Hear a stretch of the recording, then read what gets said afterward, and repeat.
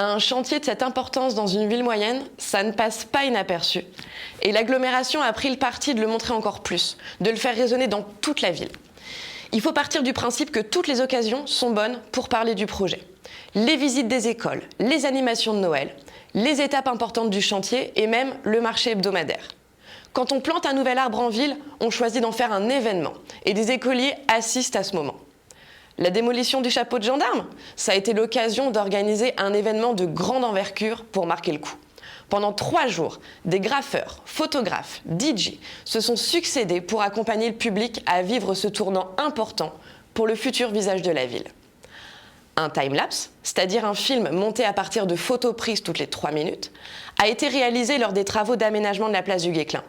Ce film est encore régulièrement diffusé lorsque l'on parle des chantiers Théo.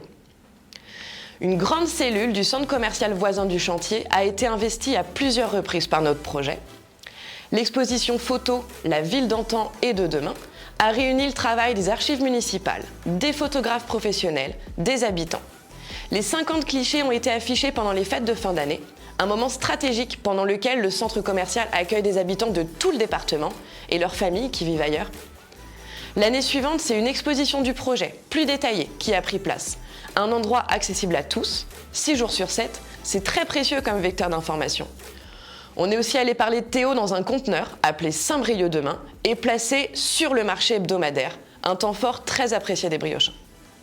Et enfin, l'événement incontournable, c'est aussi lors des inaugurations. Par exemple, pour mener le public jusqu'à la place du Guesclin pour le couper de ruban, c'est un gigantesque flamant rose qui a déambulé dans les rues du centre-ville. De quoi marquer les esprits des passants.